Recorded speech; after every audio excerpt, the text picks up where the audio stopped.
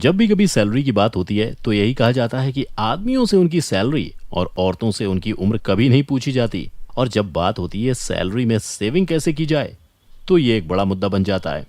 Salary में saving करना उतना आसान भी नहीं है। सेविंग करने का मतलब ये बिल्कुल नहीं होता कि आप अपनी ज़रूरतों को कम कर दें या ख्वाहिशों को मार दें। सेविंग का मतलब कंजूसी भी नहीं होता है।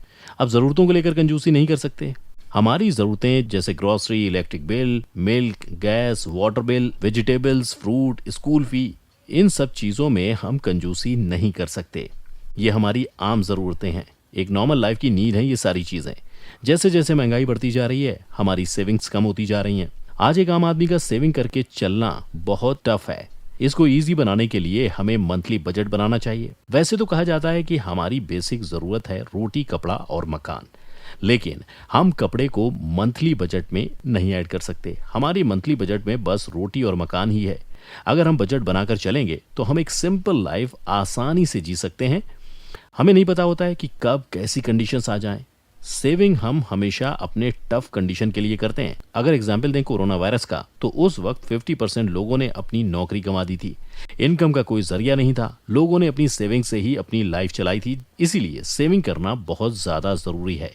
किसी को नहीं पता कि कब कैसी कंडीशंस आ जाएं।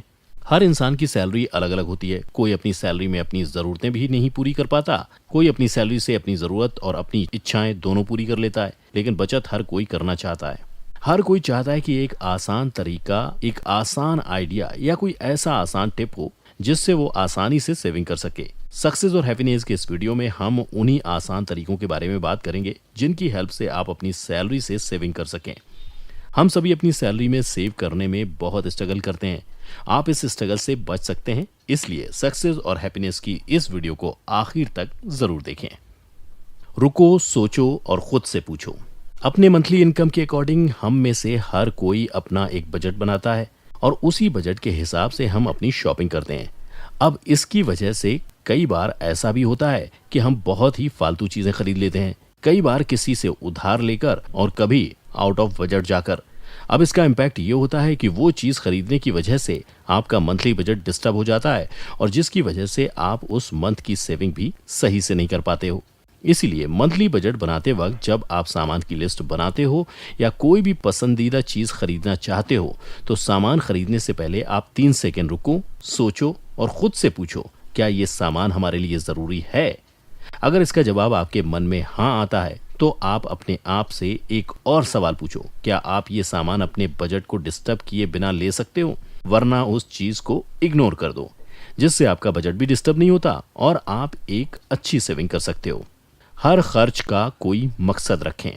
आपको ये बात बहुत अच्छे से पता होनी चाहिए कि आपकी सेविंग आपके एक्सपेंसेस से डायरेक्ट कनेक्ट होती हैं। जो बेहिसाब फालतू का खर्चा करते रहते हैं जिसका इम्पैक्ट हमारे बजट पर पड़ता है। इसीलिए हमें अपने एक्सपेंसेस को अच्छे से प्लान करना चाहिए, जो बहुत ज़्यादा ज़रूरी है।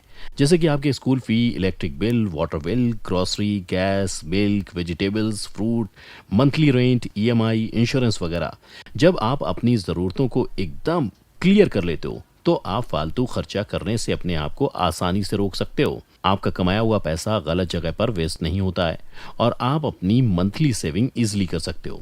अपने हर पैसे के खर्च का मकसद रखिए। ये मत सोचिए कि 50 रुपए ही तो हैं, अगर 10 रुपए भी बचाए जा सकते हैं तो बचा लीजिए। अक्सर हमें सेल के नाम पर ऐसे ही फंसाया जाता है, क्योंकि ह्यूमन साइकोलॉजी कहती है कि 100 रुपए में ही तो मिल रहा है, क्या कंजूसी करना। महीने के 10 दिन ये 100 रुपए 1000 हो जाते हैं और साल में ये 12,000 हो जाते हैं। अब आप सोचिए, आप 12,000 में क्या क्या कर सकते थे। यूजलेस चीज़ों पर पैसे खर्च करना बंद करें। बहुत लोगों की आदत होती है कि वो साल भर का राशन और ग्रोसरीज इकट्ठे खरीद लेते हैं, जो कि सही नहीं है। और बहुत से लोग अपने कमरे की लाइट और फैन ऑफ करना भूल जाते हैं, जो बहुत बड़ा वेस्टेज है। और बहुत से लोगों की हैबिट होती है कि वो हर रोज़ बाहर का खाना खाते हैं, जो बहुत ही नुकसानदायक है। ये सारी एक्टिविटीज़ हम रोज़ करते हैं और अनजाने में ही हमारा बहुत सारा पैसा बर्बाद हो जाता है।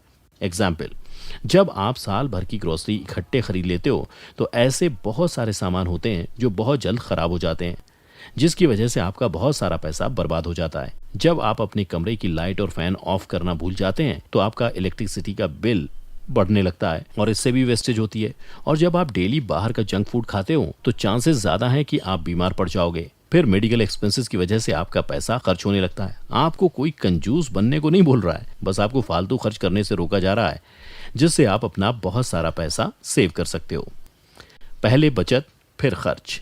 ज्यादातर लोग ऐसे होते हैं जो अपने सारी जरूरतों को पूरा करने के बाद सेविंग करने का सोचते हैं, लेकिन ये बिल्कुल सही नहीं है। सेविंग करने का सबसे बेस्ट तरीका ये है कि सैलरी और इनकम आने के बाद आप उसमें से 10% सेव कर लो और बाकी के बचे हुए पैसे से अपनी ज़रूरतों को पूरा करो। ऐसा करने से आपकी सेविंग्स भी डिस्टर्ब नहीं होगी और अपनी सारी ज़रूरतों को ईजिली पूरा कर सकते हो। इस बात को हमेशा ध्यान में रखें कि खर्च करने के बाद सेविंग करना बिल्कुल आसान नहीं होता, जितना आसान सेविंग करने के बाद खर्च करना होता है। जब आपके पास खर्च की एक लिमिट होगी तो आपको बहुत ज़्यादा क्या लेना है और क्या नहीं लेना है सोचना नहीं पड़ेगा। ऐसे में आपका टाइम भी बचेगा और फालतू के कामों से भी निजात मिलेगी। हमेशा शांत और तनाव मुक्त रहो। एक रिसर्च में पता चला है कि जितना ज़्यादा स्ट्रेस लेते हो या फिर टेंशन में रहते हो, आप उतने ही फालतू के खर्च करने लगते हो, उतना ही कम पैसे आप सेव कर सकते हो। इसलिए हमेशा टेंशन फ्री और खुश रहना चाहिए, क्योंकि जितना ज़्यादा आप खुश रहेंगे उतना स्मार्टली आप अपने पैसे को यूटिलाइज कर सकते हो और फिर उतना ही आप हर महीने अपने पैसे को सेव कर सकते हो। आप अगर स्ट्रेस में रहोगे तो आपका ध्यान अलग अलग चीज़ों की तरफ दौड़ेगा। आपको लगेगा कि सिगरेट पीने से स्ट्रेस कम हो जाएगा, फिर आप ड्रिंक भी करने लगते हो, जिससे बहुत ज़्यादा खर्च बढ़ जाता है और आपकी हेल्थ भी डिस्टर्ब हो जाती है, आपकी नींद भी डिस्टर्ब हो जाती है और आपकी सेविंग्स भी डिस्टर्ब हो जाती हैं। अगर मैं अपना पर्सनल एक्सपीरियंस बताऊं तो जब मैं टेंशन में होता हूं तो शॉपिंग साइट्स पर पहुंच जाता हूं, फिजूल की चीज़ों को कार्ट पर ऐड करता हूं और बिना किसी ज़रूरत के शॉपिंग करता हूं। मेरी अलमारी में बहुत सारे कपड़े ऐसे रखे हैं जिन्हें मैंने टेंशन और कन्फ्यूजन के चलते ही खरीदा था। उन कपड़ों को देखकर गुस्सा भी आता है और सीख भी मिलती है कि अगर मैंने इतने सारे पैसे इन फिजूल के कपड़ों पर नहीं खर्च किए होते तो इनसे क्या कुछ नहीं कर सकता था, बहुत फ्रूटफुल इस्तेमाल हो सकता था इनका। ऐसा नहीं है कि अब मैं स्ट्रेस में फिजूल की शॉपिंग बिल्कुल नहीं करता, अब मैं खुद को स्ट्रेस से बचाता हूँ ताकि सेविंग्स हो सकें। आप भी यही तरीका आजमाइए, आपकी भी सेविंग्स बढ़ जाएंगी। तो दोस्तों, ये वो कुछ तरीके हैं जो आपके लिए बहुत यूजफुल होंगे।